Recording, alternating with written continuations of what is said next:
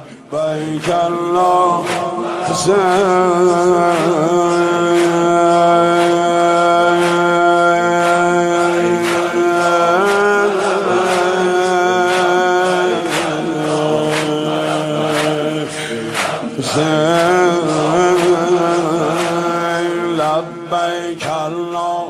اللهم رب شهر رمضان الذي أنزلت فيه القرآن وافترضت على عبادك فيه الصيام. اعوذ باللہ من الشیطان اللعین الرجیم. بسم اللہ الرحمن الرحیم وبہ نستعین وہو خیر الناصر ومعین. اللہم صلی علی محمد وآل محمد وعجل فرجہم. معزز ناظرین و سامعین کرام، السلام علیکم ورحمۃ اللہ وبرکاتہ. میں آپ کا میزبان سید حماد علی زیدی آپ کو ارمغان نجف کے اس مخصوص نشریات میں، ان پوڈ کاسٹ میں خوش آمدید کہتا ہوں کہ جن کا اولین مقصد اور ہدف یہ ہوتا ہے کہ ہم ناظرین تک مختصر وقت میں، مختصر ویڈیو میں جامع اور انتہائی فائدہ مند گفتگو پہنچا سکیں، کہ جس سلسلے میں ہمارے ساتھ علماء کرام جڑے ہوتے ہیں، جو یقیناً اپنے قیمتی وقت میں سے ہمیں وقت مہیا کرتے ہیں اور مومنین کی خدمت کے لیے یہاں تشریف لاتے ہیں.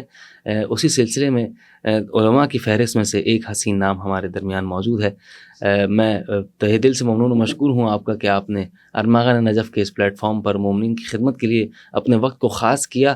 ہمارے ساتھ موجود ہیں حجت الاسلام والمسلمین مولانا مجاہد حسین دامانی صاحب. میں آپ کا شکر گزار تو ہوں ہی، لیکن ساتھ ساتھ کہ اس سے پہلے اپنے مہمان خصوصی کو اس پروگرام میں خوش آمدید کہوں، میں اس سے پہلے آپ تک بتاتا چلوں کہ ابھی تک آپ نے ہماری ویڈیو کو ملاحظہ کیا ہوگا کہ جو توکل کے موضوع پر تھی، اور وہ پہلا حصہ تھا. اب یہ جو آپ ویڈیو ملاحظہ کر رہے ہیں یہ اسی سلسلے کا دوسرا حصہ ہے، اور اس میں کوشش ہوگی کہ مزید جامع اور مزید سیر حاصل گفتگو کو پیش کیا جائے.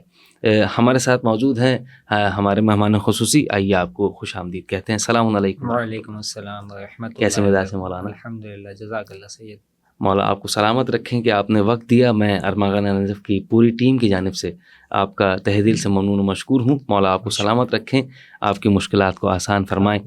اگر صاحب آپ کو یقیناً معلوم ہے کہ ہم گزشتہ ایک پروگرام بھی اسی موضوع پر کر چکے ہیں، اور یقیناً اس میں آپ نے انتہائی مفید گفتگو سے ہم تمام کو مستفید فرمایا تھا.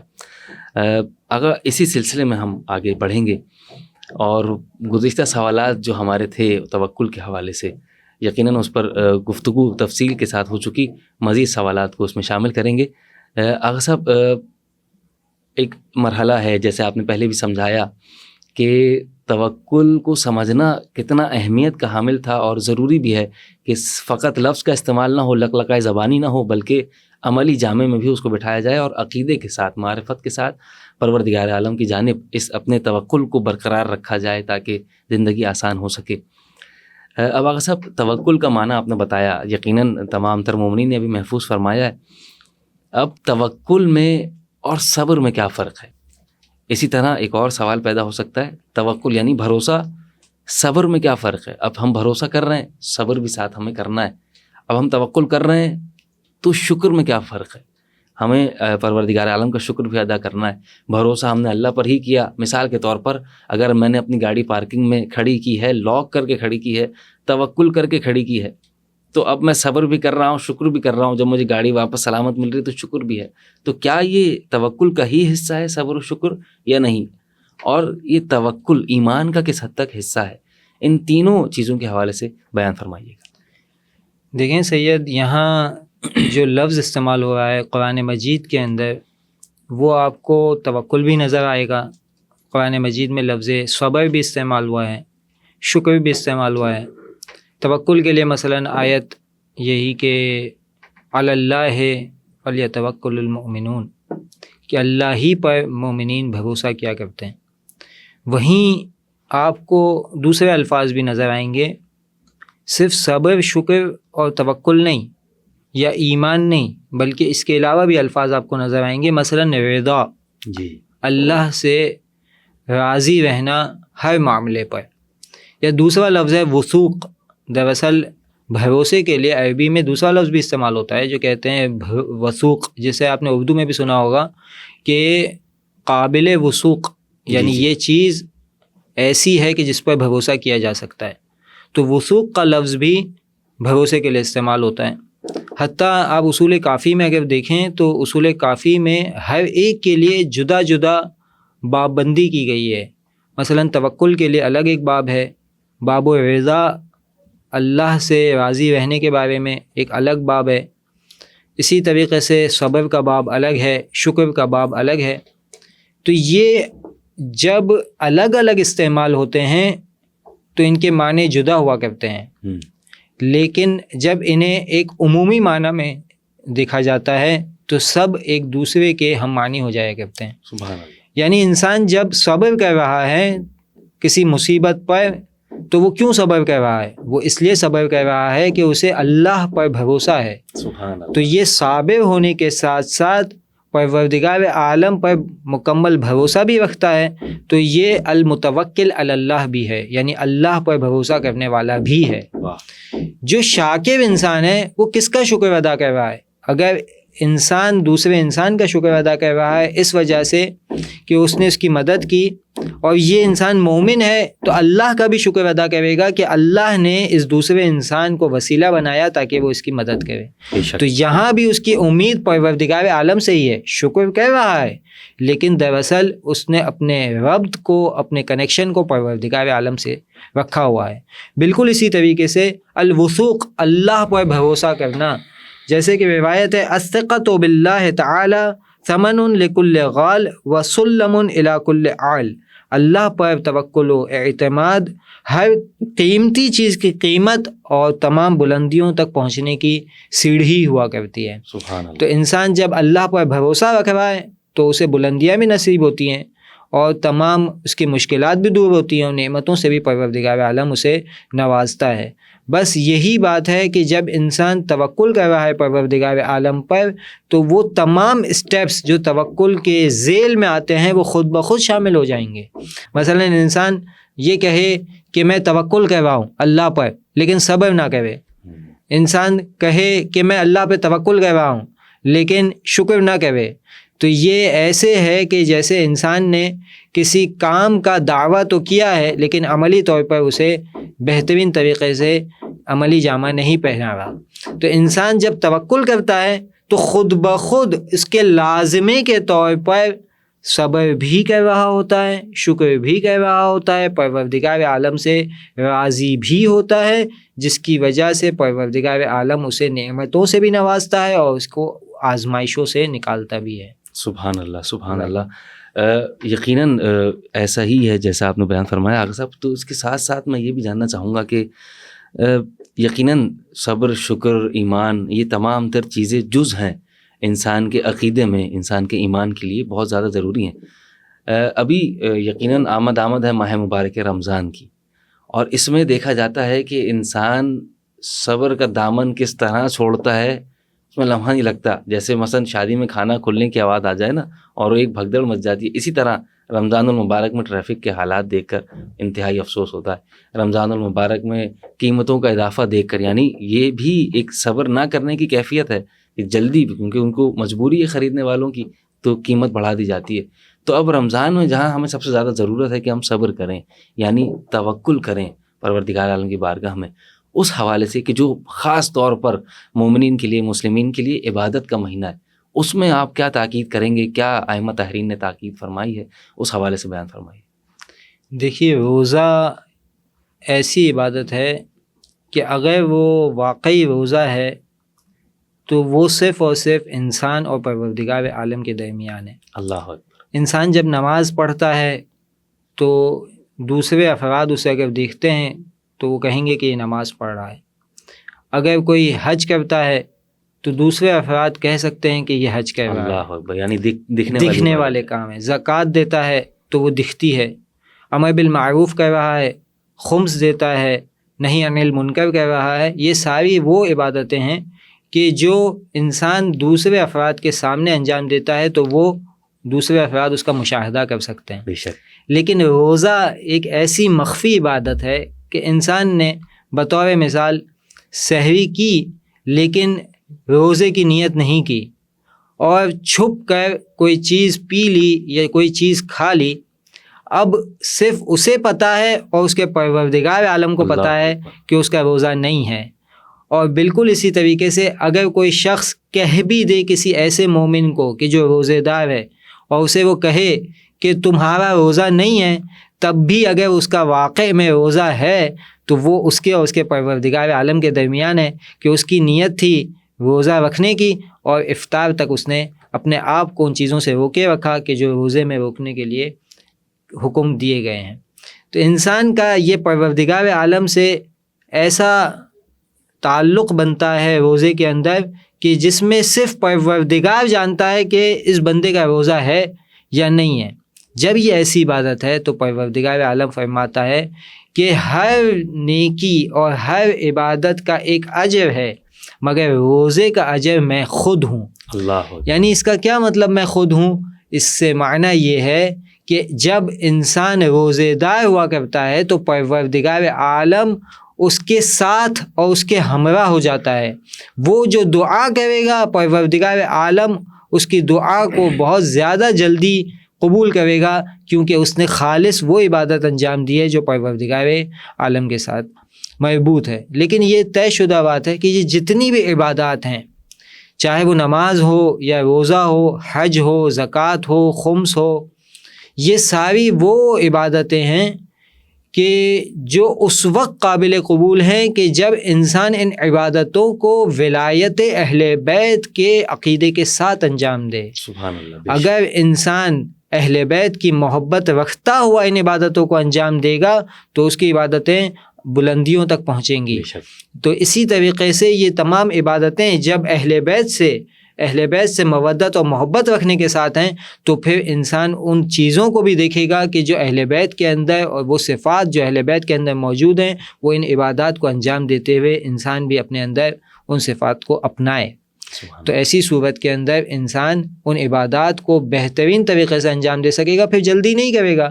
وہ جب دیکھتا ہے کہ اہل بیت نے اس طریقے سے صبر کیا ہے کہ 3 دن روزہ رکھا، جناب سیدہ فاطمہ الزہرا سلام اللہ علیہا، مولا کائنات علی ابن ابی طالب علیہ الصلوۃ والسلام، امام حسن علیہ السلام، امام حسین علیہ السلام اور بی بی فضہ سلام اللہ علیہا، تو یہ جب انہوں نے روزہ رکھا تو 3 دن روزہ رکھتے ہوئے افطار میں صرف اور صرف پانی پیا۔ ایک دن فقیر آ رہا ہے، ایک دن اسیر آ رہا ہے، اور ایک دن ایک ایسا شخص آ رہا ہے کہ جو سفر کے اندر اکیلا رہ گیا تھا، تو ایسی صورت کے اندر ایک دن انہیں روٹی دے دی اور 5 افراد نے دی، اور اسی طریقے سے دوسرے دن بھی اور تیسرے دن بھی۔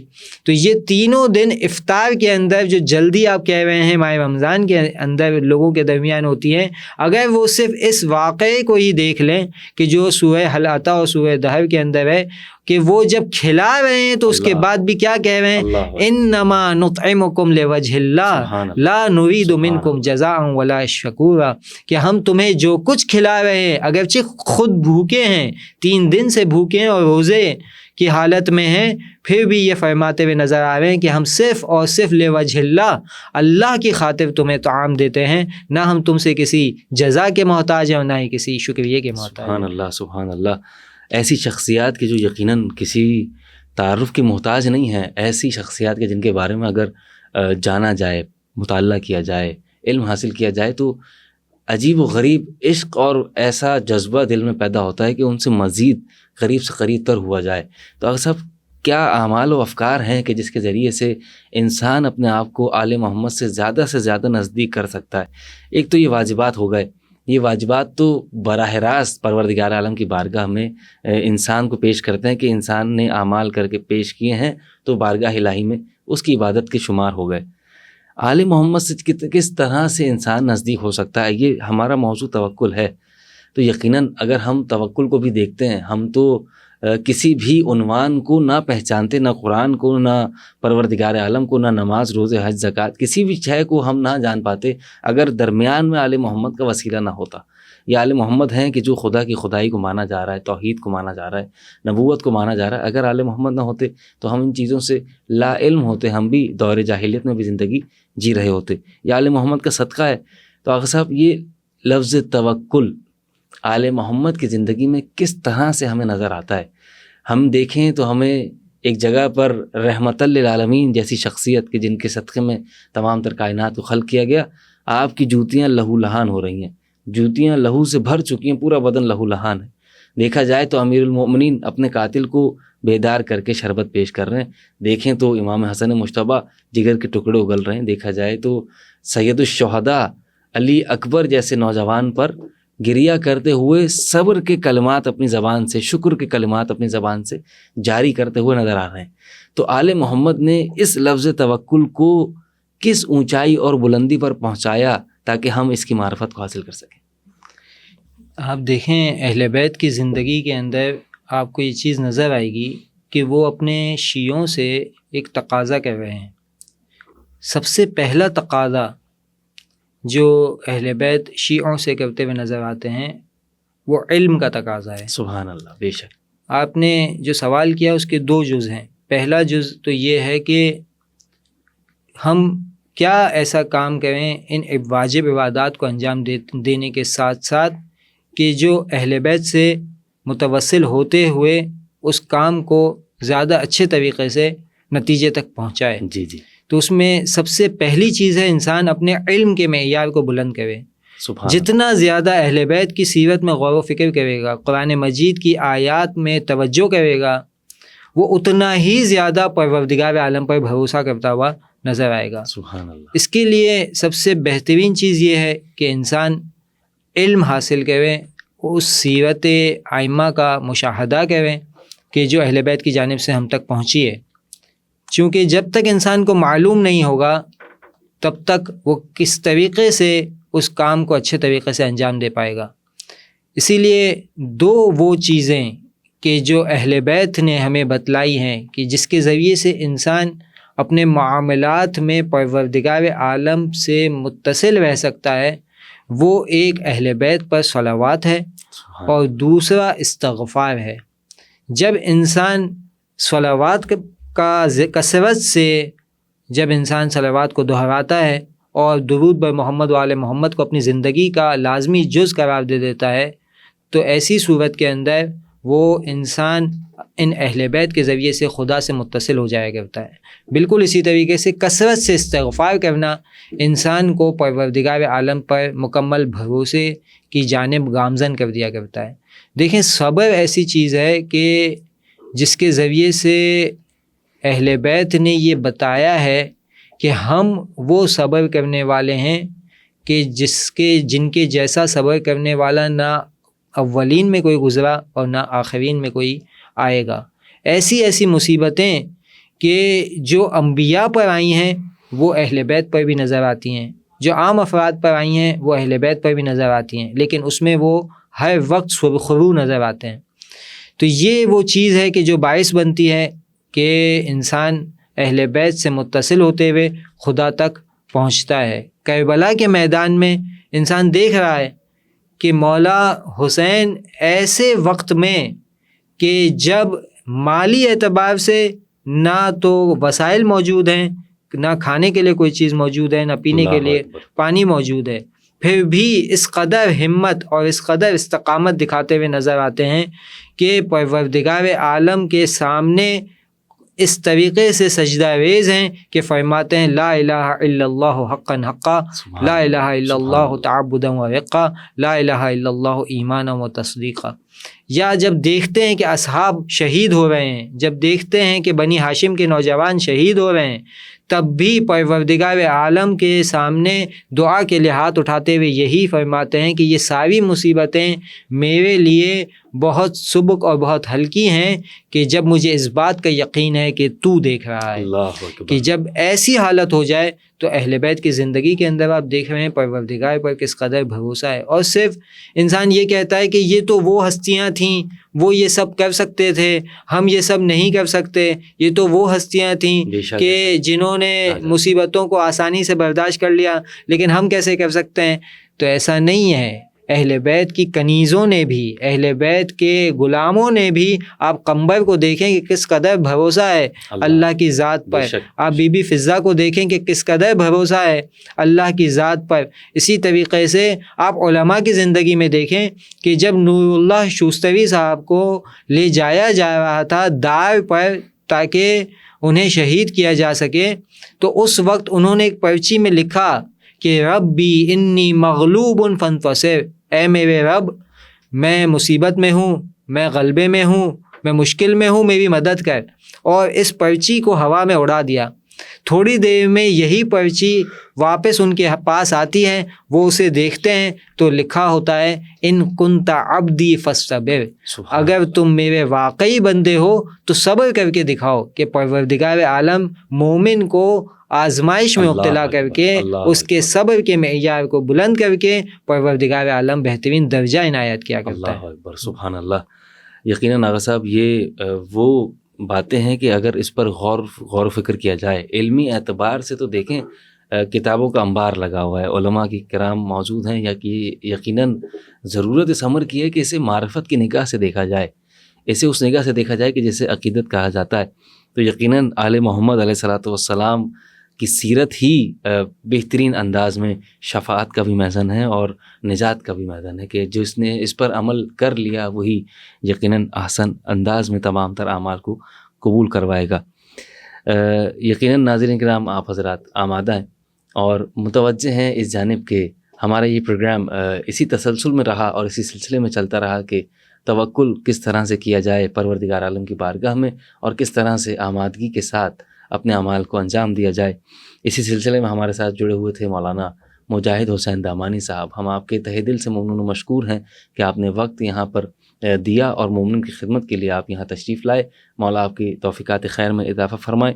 ساتھ ساتھ تمام تر مومنین کے لیے دعا ہے پروردگار عالم تو جو واسطہ محمد و آل محمد کا، تمام مومنین اس کائنات میں جہاں کہیں جو کوئی مومن موجود ہے، تمام تر مومنین کی جان مال عزت و آبرو کی حفاظت فرما. تمام مومنین کے حالات کو بہترین حالات میں تبدیل فرما، اور جتنے بھی مومنین راہ حق میں گامزن ہیں، راہ حق کا کام کر رہے ہیں، جتنے بھی ادارے بالخصوص تمام علماء حق کا، آپ تمام کی حفاظت فرما. اور ہماری سب سے بڑی دعا ہمارے وقت کے امام کے ظہور میں تعجیل فرما، ہمیں ان کے آوان و انصار میں شامل فرما.